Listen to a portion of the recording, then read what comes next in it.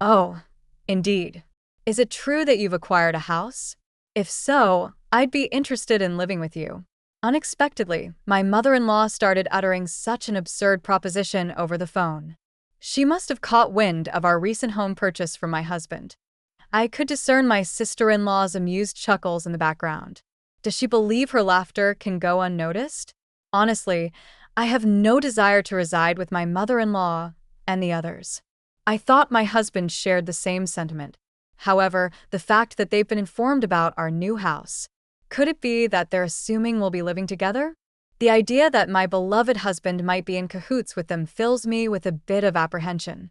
Yet I have no intention of yielding to their wishes. Are they trying to manipulate me? If that's their game, I'll reverse the roles. Reflecting on all my past tribulations, I pledged revenge against them. I am Kate Thompson, 30 years old, working as an ordinary employee at a major financial corporation. I married my husband, Joe, 3 years ago, and though we don't have children yet, there's a valid reason for that, a decision we both took seriously. Joe and I are fully committed to our careers, toiling daily with the aim of advancing. Once our professional lives stabilize, we plan to build our own home and create a stable environment for raising children. We've agreed to revisit the topic of having kids once our careers settle down. This was a decision we made earnestly, sharing our genuine feelings and thoughts. We do aspire to have children eventually. And now, as we prepare for that, I find myself recalling all my past struggles. Then one day, I successfully executed a well-planned project at work, and my promotion was officially confirmed. While my salary was already sufficient, the promotion brought even more comfort to our lives. Joe, on the other hand, although not promoted, received a substantial salary increase due to his years of service. With both our incomes on the rise, I felt it was time to turn our long-held dream into reality. So, I broached the topic with Joe. Joe, I want to talk to you. Over the past year, both of us have had stable incomes. I think it might be time to consider getting our own home. What do you think? Oh, is it time already? From his excited voice, I could tell Joe was thrilled. Actually, I've been thinking about it too. But since I haven't been promoted yet, I felt a bit hesitant to bring it up. Don't worry about that. It's not like only one of us needs to earn money. I was thinking it might be okay to build our home in my name. Really? Well, you do earn more now. If you're okay with it, let's build our home in your name. All right, let's proceed with that. Let's go see some model houses on our next day off. Sounds great. Let's go. We shouldn't miss this opportunity. I really feel grateful for choosing Joe at times like this, as we share the same values. The following week, we made an appointment to view model homes as planned. We looked at various types of houses, expanding our vision for our own home. On weekends, we began creating simple floor plans together, researching online. During a recent visit to a construction company, they suggested that instead of leaving everything to them, it's better if we create our own image for a more satisfying home. So Joe and I started building that image.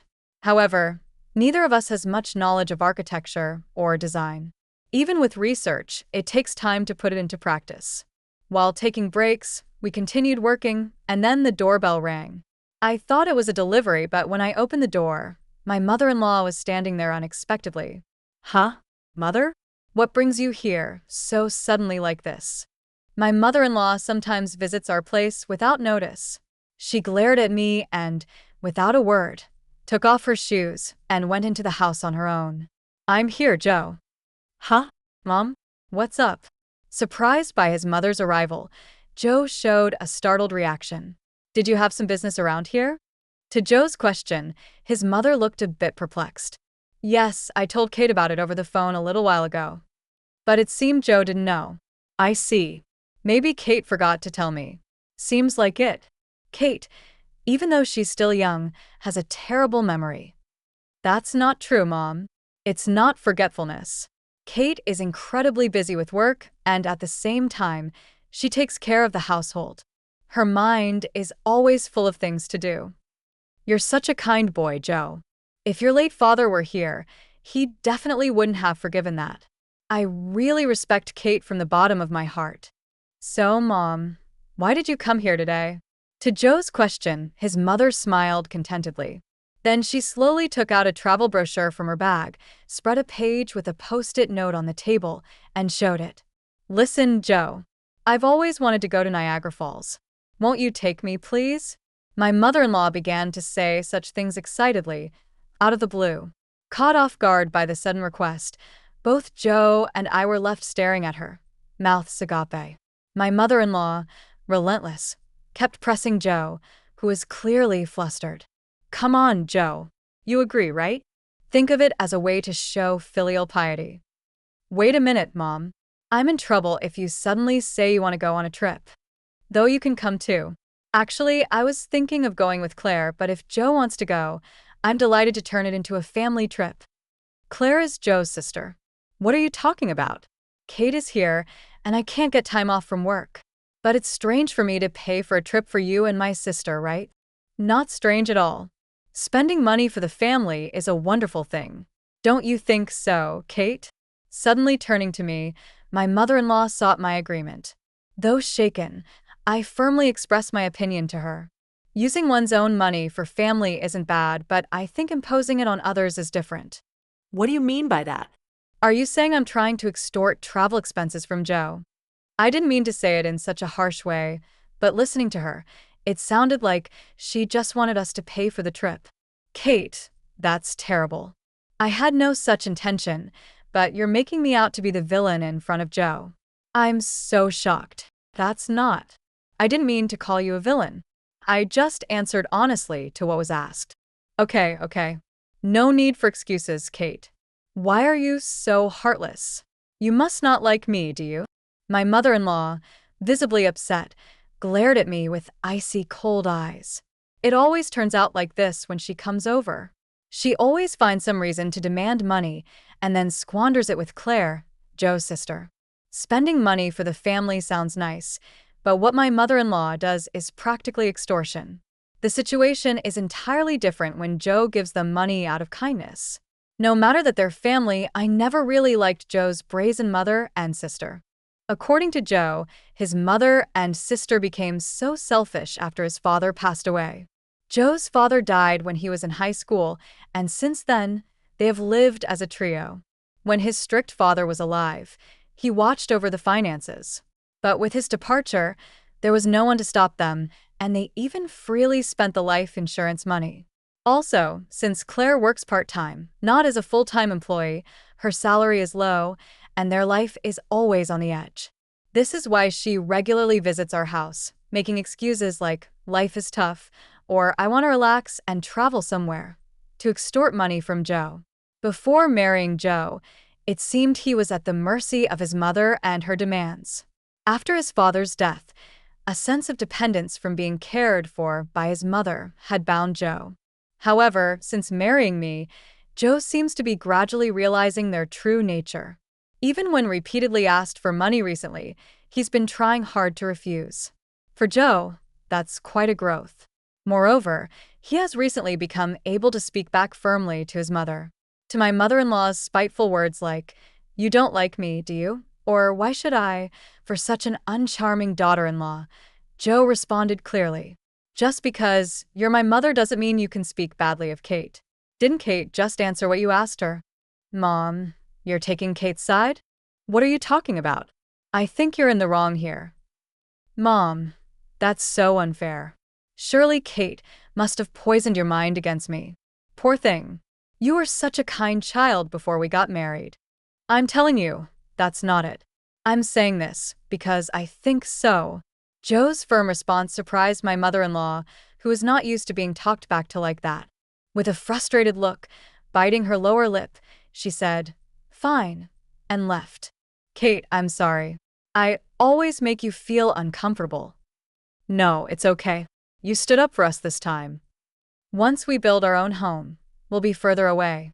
Let's not interact with Mom and them then. Yeah. That would be a relief. If you're okay with it, Joe, I'm grateful. The place we are considering for our new home is quite far from our current apartment, improving the convenience for both of our workplaces. Our current apartment is about 5 train stations away from Joe's parental home. but the new house will be 3 times farther and require transfers. The route from the station is also complex, so if we don't give them the address, they won't be able to find our new home. It's a good chance to cleanly break off our relationship with my mother-in-law. Later, we submitted our imagined floor plan to the construction company, and the construction started. 2 months later, after about half a year, our $500,000 dream home was completed. We managed to squeeze some time from our busy work schedules to pack. A few days before the move, I received a call from my mother-in-law on my smartphone. Busy packing, I turned on the speaker and answered the phone. "Hello," I said. And my mother-in-law started speaking in an unusually high-pitched voice. Kate. "When are you moving? You bought a house, right? I want to live with you." Suddenly, on the phone, my mother-in-law began to say such an outrageous thing. She must have heard about our new home purchase from Joe. I could hear Claire, my sister-in-law, chuckling in the background. "That's great. We can make Kate work for us every day." "Mom, you came up with a good idea." Do they think their words aren't reaching me? It's clear they plan to piggyback on our move. I imagine them planning to use me for an easy life. Honestly, I have no intention of living with them. I thought Joe felt the same. But telling them about the new house, could it be that they're assuming we'll live together? The thought that my beloved Joe might be in league with them fills me with a bit of fear. But I have no intention of letting them have their way. They're probably trying to use me, right? If that's the case, I'll turn it around and use them. I told them the date of our move. Then my mother-in-law and Claire said, "We'll come to the apartment in the afternoon on that day. Take us with you in the car and arrange the movers for us too." They hung up after making their demands. But of course, I have no intention of complying. For now, I'll check the facts with Joe. As I was about to go and tell Joe this, he was already standing behind me. "Joe, you were there? I came to say we should take a break. But was that Mom on the phone just now?" Yes. "I was going to talk to you about it too. Why did you tell your mother about our new home?" "It's not like that. Actually, when Mom came over last time, she seems to have seen the floor plan of our new house. She kept pestering me about it every day, so Kate, I'm really sorry." "I see. So you don't intend to live with your mother, right?" "Of course not. After hearing that phone call, I'm even thinking it's better to cut ties with her." Joe's expression was filled with more anger than ever. It was the first time I had seen him this angry. From what Joe told me, my mother-in-law had seen the layout of our new home and was convinced it was a spacious house. She had pretended to be interested and called Joe repeatedly, asking him about the number of rooms and details of the facilities. But it seems that Joe is on my side, which relieved me. Then there's no problem at all. This made me determined to get my revenge on my mother-in-law. I've had enough of her saying whatever she wants. But it's goodbye to that now. I'll make sure to settle this properly. And so, the day of the move arrived. Joe and I had the movers transport our things in the morning and headed to our new home in our car. By the time we finished moving everything, it was already past 1 p.m. Checking our phones while taking a break, we saw dozens of missed calls from my mother-in-law. "She called me too," Joe said, sounding weary. Then my mother-in-law called again. Answered the phone with the speaker still on. "Hello." "Hello, Kate. Where are you? I told you I'd be at the apartment in the afternoon, didn't I?" Yes, you did say that. So, what can I do for you?" "What do you mean? You didn't arrange for the movers. I've been waiting at home, and not a single truck has shown up. So, I had to go to your apartment myself." "Is that so? Well, that's too bad. You know, I didn't arrange for any movers." "What? That's not the agreement. Where is your new house?"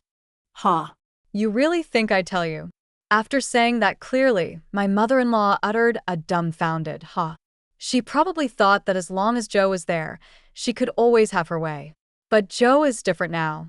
He's my precious ally. Trying to cut off the bad ties with his family, determined to release all my pent-up feelings, I spoke firmly. "Just to let you know, neither Joe nor I have any intention of living with the two of you. From now on, please don't involve yourselves in our lives." "What are you saying?" "Your opinion doesn't matter. It's up to Joe to decide. At least tell me where the new house is right now, huh? How are you going to get here without even knowing the address? This house is in my name. I have the right to decide who lives here. If you two just barge in, it's trespassing. And I'll sue you right away. What? Trespassing. How rude to say that about your husband's family. At that point, Joe spoke up in a deathly cold voice. Family? My father, who is family, is already gone. Isn't he? What are you saying, Joe? After hearing that last phone call, I'm utterly fed up with you two. Just having a blood relation with you is embarrassing. From now on, my family is only Kate and Dav. I no longer consider you two as my family. Wait, Joe. Don't say such things. Don't bother us again. Got it. With that, Joe hung up without waiting for her reply. Then, swiftly and without hesitation, he blocked her number. Hey, Joe, are you really okay with this? Yeah. I finally realized that Mom was just using me to her advantage. I feel completely relieved now. Joe looked truly refreshed, sincerely believing what he said.